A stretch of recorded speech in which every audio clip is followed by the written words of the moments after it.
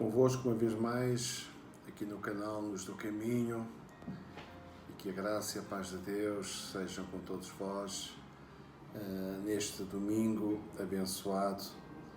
E o meu desejo é que tudo esteja bem convosco, com as vossas famílias. Estamos a orar por proteção, por graça de Deus sobre cada um de vocês. Na última mensagem eu falei sobre o poder do Evangelho, dizendo que este poder é cósmico, é universal, é eterno e que afeta o homem físico, o seu corpo, e também o homem espiritual, a sua alma e o seu espírito. Hoje eu gostaria de continuar a falar sobre a importância do Evangelho, as boas novas de salvação para todo aquele que crê, dizendo que o Evangelho nos traz algumas bênçãos, algumas dádivas graciosas da parte de Deus. Eu selecionei 7, vou tentar ser sucinto em cada uma delas para percebermos que é uma bênção sermos alcançados pelo Evangelho do Senhor. A primeira bênção que o Evangelho nos traz é que ele concede descanso ao cansado. Mateus 11:28, um texto muito conhecido, diz, é um convite de Jesus: vinde a mim todos os que estáis cansados e sobrecarregados, e eu vos aliviarei. A humanidade, nós muitas vezes vivemos cansados nas nossas emoções, no nosso psíquico, nos nossos relacionamentos, com traumas, com problemas diversos, com situações que aparecem e que nos trazem desgastes.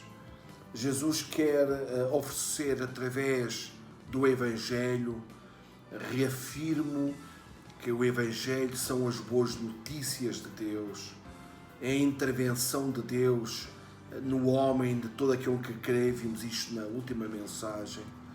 Deus promete alívio, Deus promete, no meio de tanta anormalidade, no meio de algumas tempestades da vida, alguns infortúnios, algumas situações que nós não queremos e que causam estes desgastes, até pessoas chegam mesmo a depressões. Jesus promete alívio. Eu lembro-me, há uns anos atrás, quando eu trabalhava na minha vida secular, ouvir de um servo de Deus do Brasil, professor, doutor, pastor António Gilberto. Ele dizia que para a depressão, ele que era um clínico em medicina geral e também em psicologia, ele dizia que para a clínica, para uma depressão no homem, a melhor terapia era uma sessão com o Espírito Santo. E eu lembro-me na altura viver um pouco estressado, cansado, e lembro-me de passar tempos aos pés de Deus, e quanto alívio eu não encontrei, não alcancei. Portanto, o Evangelho dá descanso para todos aqueles que aceitam e se relacionam com Deus no sentido de receber o Evangelho e também deixar Deus intervir na sua vida. O Evangelho concede luz ao perdido. Em João 8:12 está escrito: de novo lhes falava Jesus, dizendo: eu sou a luz do mundo, quem me segue não andará em trevas, pelo contrário, terá a luz da vida. Sabemos, pela palavra de Deus, que o mundo jaz em trevas para as coisas de Deus, entende-se. Diz a Bíblia que o diabo, ele tem cegado os entendimentos para que o homem não compreenda as coisas do Evangelho. Mas o que é que Jesus veio fazer? Diz que ele veio trazer luz, ele veio trazer esclarecimento para que o homem entenda o Evangelho. É tão fácil nós que temos Cristo entender aquilo que o Senhor nos tem concedido. É tão fácil, mas é uma tristeza, é uma pena nós encontrarmos tantas pessoas que procuram esclarecimento, uma orientação, procuram entender a espiritualidade, Deus, o caminho certo, etc., através de sítios errados, através de formas não recomendáveis, segundo a palavra de Deus. Portanto, é uma tristeza mesmo.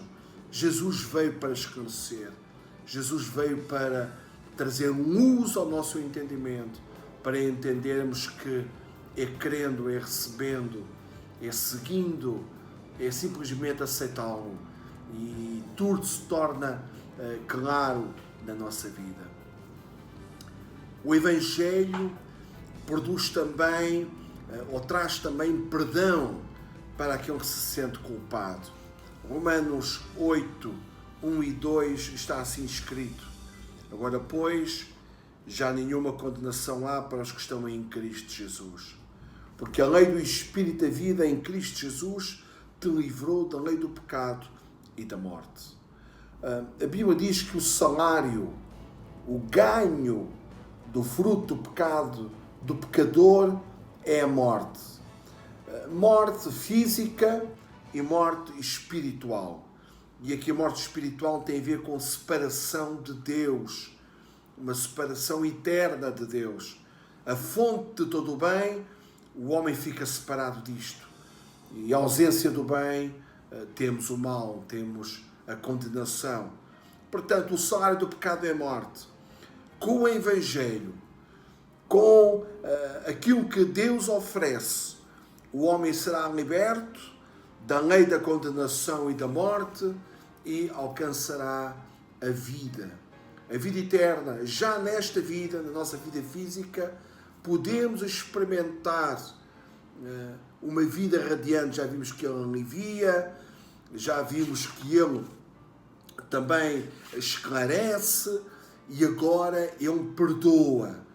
Ele nos dá um senso de perdão, uma consciência de purificação da nossa vida que nos faz viver perto de Deus.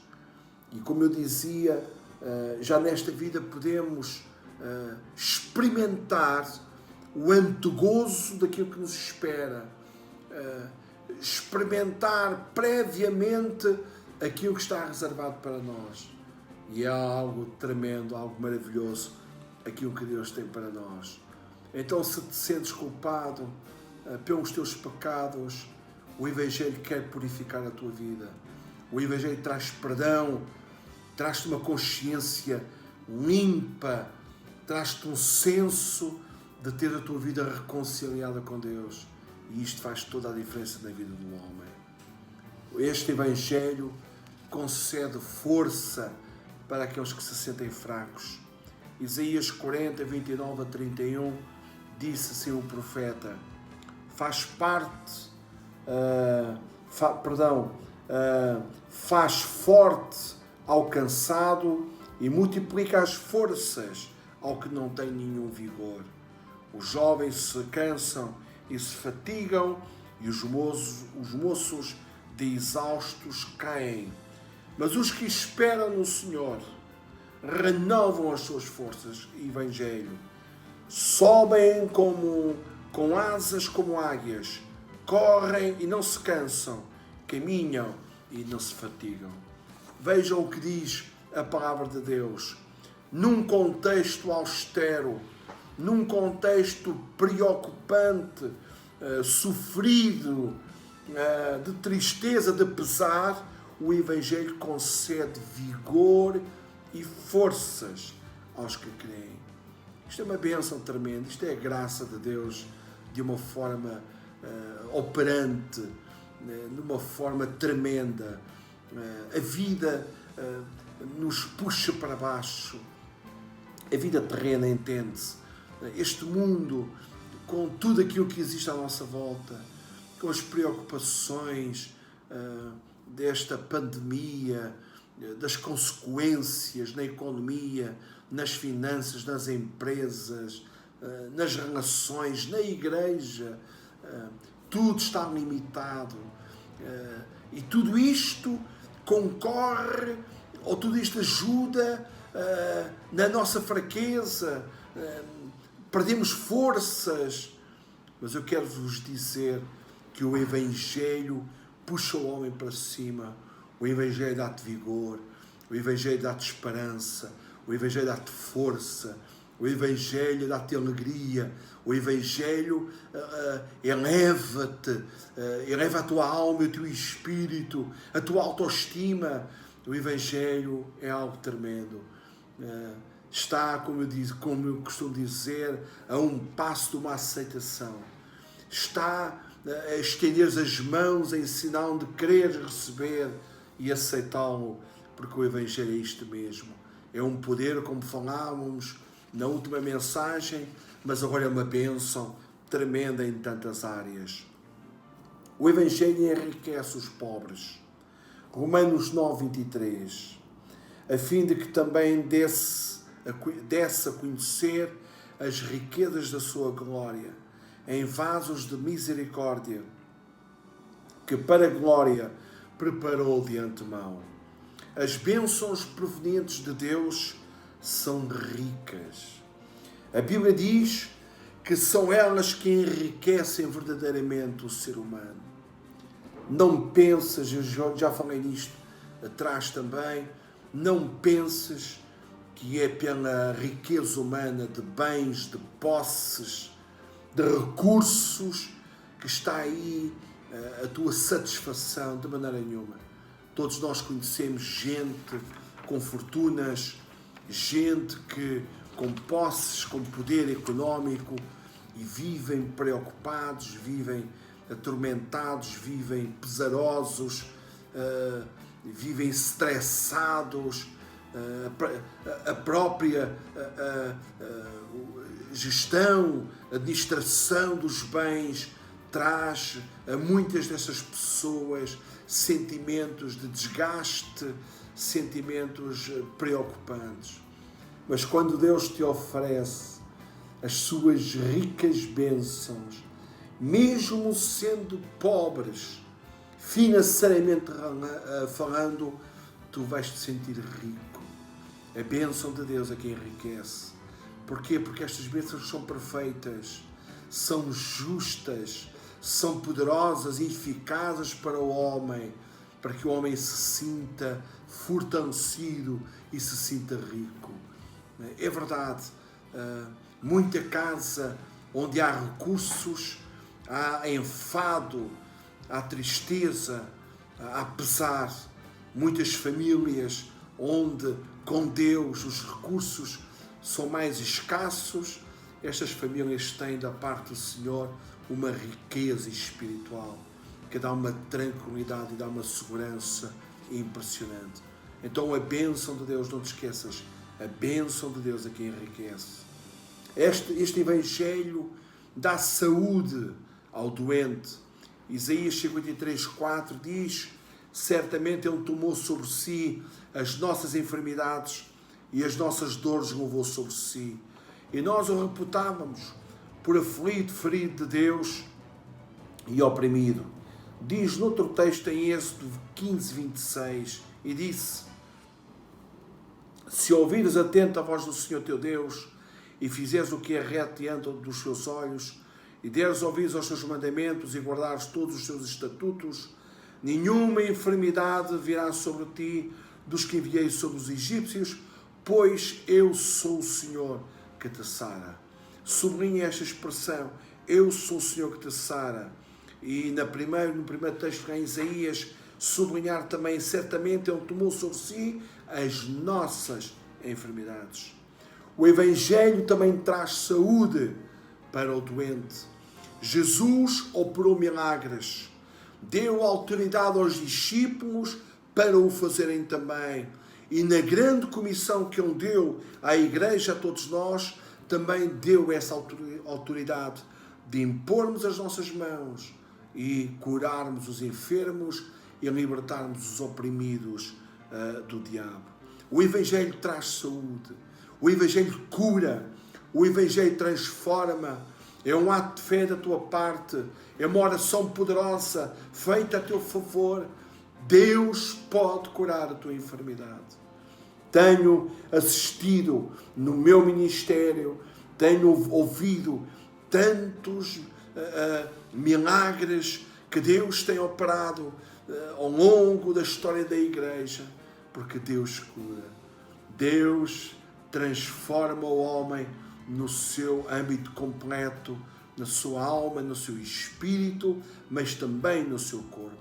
O Evangelho traz cura para toda a enfermidade. Se tu estás com algum problema e se ainda não aceitaste Cristo na tua vida, acredita no fundo do meu coração que te digo que Deus pode curar a tua enfermidade. Deus pode te libertar da opressão que estás a sentir.